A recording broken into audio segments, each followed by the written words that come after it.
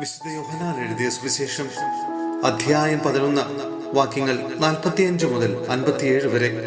യേശുവിനെ വധിക്കാൻ ആലോചന. മറിയത്തിന്റെ അടുക്കൽ വന്നിരുന്ന യഹൂദരിൽ വളരെ പേർ അവൻ പ്രവർത്തിച്ചത് കണ്ട് അവനിൽ വിശ്വസിച്ചു. എന്നാൽ അവരിൽ ചിലർ ചെന്ന് യേശു പ്രവർത്തിച്ച കാര്യങ്ങൾ ഫരിസേയരോട് പറഞ്ഞു. അപ്പോൾ പുരോഹിത പ്രമുഖന്മാരും ഫരിസേയരും ആലോചനാ സംഘം വിളിച്ചു കൂട്ടി പറഞ്ഞു, നാം എന്താണ് ചെയ്യേണ്ടത്? ഈ മനുഷ്യൻ വളരെയധികം അടയാളങ്ങൾ പ്രവർത്തിക്കുന്നല്ലോ. അവനെ നാം ഇങ്ങനെ വിട്ടാൽ എല്ലാവരും അവനിൽ വിശ്വസിക്കും. അപ്പോൾ റോമാക്കാർ വന്ന് നമ്മുടെ വിശുദ്ധ സ്ഥലത്തെയും ജനത്തെയും നശിപ്പിക്കും. അവരിൽ ഒരുവനും ആ വർഷത്തെ പ്രധാന പുരോഹിതനുമായ കയ്യാഫസ് പറഞ്ഞു, നിങ്ങൾക്കൊന്നും അറിഞ്ഞുകൂടാ. ജനം മുഴുവൻ നശിക്കാതിരിക്കാനായി അവർക്ക് വേണ്ടി ഒരുവൻ മരിക്കുന്നത് യുക്തമാണെന്ന് നിങ്ങൾ മനസ്സിലാക്കുന്നുമില്ല. അവൻ ഇത് സ്വമധയാ പറഞ്ഞതല്ല. പ്രത്യുത ആ വർഷത്തെ പ്രധാന പുരോഹിതൻ എന്ന നിലയിൽ ജനത്തിനു വേണ്ടി യേശു മരിക്കേണ്ടിയിരിക്കുന്നുവെന്ന് പ്രവചിക്കുകയായിരുന്നു. ജനത്തിനു വേണ്ടി മാത്രമല്ല, ചിതറിക്കിടക്കുന്ന ദൈവമക്കളെ ഒരുമിച്ച് കൂട്ടുന്നതിനു വേണ്ടി അന്ന് മുതൽ അവനെ വധിക്കാൻ അവർ ആലോചിച്ചുകൊണ്ടിരുന്നു. അതുകൊണ്ട് യേശു പിന്നീട് ഒരിക്കലും യഹൂദരുടെ ഇടയിൽ പരസ്യമായി സഞ്ചരിച്ചില്ല. അവൻ പോയി മരുഭൂമിക്കടുത്തുള്ള എഫ്രായിം പട്ടണത്തിൽ ശിഷ്യരോടൊത്ത് വസിച്ചു. യഹൂദരുടെ പെസഹാ തിരുനാൾ അടുത്തിരുന്നു.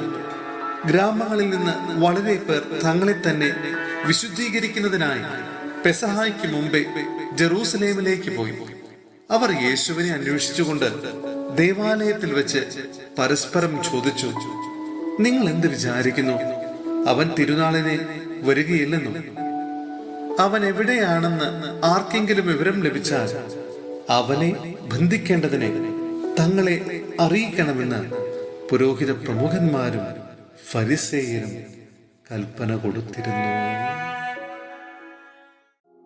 സഹോദരരെ, വിശുദ്ധ പൗലോസ്ലീഹ എഫേസോസിലെ സഭയ്ക്ക് എഴുതിയ ലേഖനം അധ്യായം 2 വാക്യങ്ങൾ 11 മുതൽ 22 വരെ.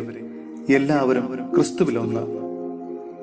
നിങ്ങൾ ശരീരം കൊണ്ട് വിജാതീയരായിരുന്നപ്പോൾ ശരീരത്തിൽ കൈക്കൊണ്ട് പരിച്ഛേദനം ചെയ്യപ്പെട്ടവർ നിങ്ങളെ അപരിച്ഛേദിതരെന്ന് വിളിച്ചിരുന്നത് ഓർക്കുക. അന്ന് നിങ്ങൾ ക്രിസ്തുവിനെ അറിയാത്തവരും ഇസ്രായേൽ സമൂഹത്തിൽ നിന്ന് അകറ്റപ്പെട്ടവരും ഉടമ്പടിയുടെ വാഗ്ദാനത്തിന് അപരിചിതരും പ്രത്യാശയില്ലാത്തവരും ലോകത്തിൽ ദൈവവിശ്വാസമില്ലാത്തവരുമായിരുന്നു എന്ന കാര്യം അനുസ്മരിക്കുക. എന്നാൽ ഒരിക്കൽ വിദൂരസ്ഥരായിരുന്ന നിങ്ങൾ ഇപ്പോൾ യേശു ക്രിസ്തുവിൽ അവന്റെ രക്തം വഴി സമീപസ്ഥരായിരിക്കുന്നു. കാരണം അവൻ നമ്മുടെ സമാധാനമാണ്.